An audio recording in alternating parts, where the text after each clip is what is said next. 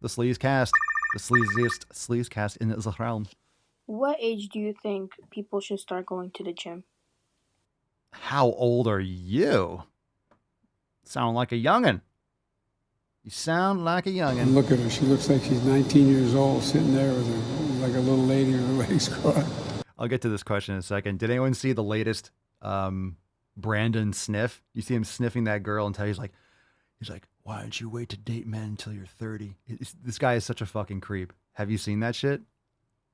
Look it up. I forget where I saw that. Maybe it was on the Daily Mail. I forget where I saw that.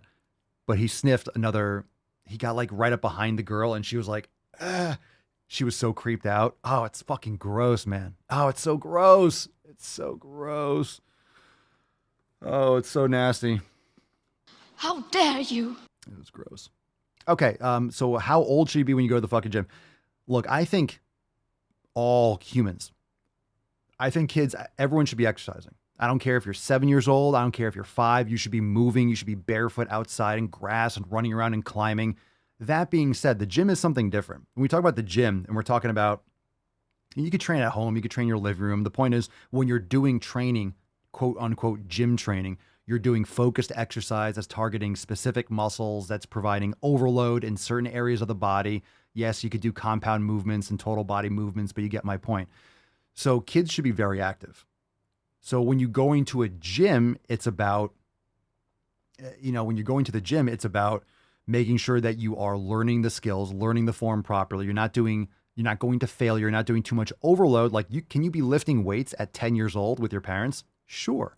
But you shouldn't be pushing to failure. It should just be like light weights that you're learning, going through the motions, learning the skills.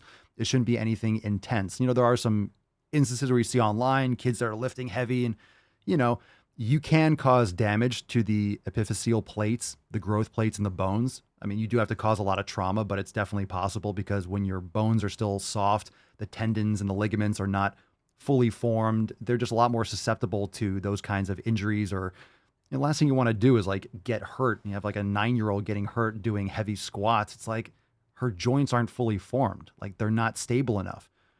And when you have too much mobility in joints that are supposed to be stable, you increase your risk of injury. So it doesn't mean that they shouldn't be active. They should be active. I would say younger kids should be doing more yoga. I think that's fantastic. They could be like if you have a home gym or you take them to a gym or you create a home gym, it's really easy because kids are small. So you don't need a ton of space to create things. Like rope climbs are fantastic for kids. Rope climbing, doing things like medicine balls, like picking something up and throwing it, doing like bear crawls and, things that are going to improve their mobility, yoga, all those things. I would just be very mindful of doing anything that's like focused, like isolation, like a dumbbell curl, unless they're doing very light weights and they're kind of like going through the motions, but like heavy, you don't need to do heavy isolation exercises. Just keep it to compound movements. If anything, use a dowel, use a PVC pipe, teach them proper form, have them work out with you, but not like a workout, and then have them do other exercise. So they can totally do push-ups and, getting down, jumping up and, doing body weight squats and things like that. But just be very careful with like loading with like external resistance because they don't really need it. What's more important is that they're moving their muscles and they're maintaining their mobility. That way they can keep that mobility for the rest of their life. So what age? It depends. Like you could be 13 and start lifting, but at the same time, the intensity and the overload and the volume should be a lot lower. And it depends on the individual, depends on the coaching, depends on how well the form is, but the volume and the intensity should be very, very low. And then gradually over time, that way you don't negatively affect anything when it comes to development. But I would say after puberty is probably a much better time.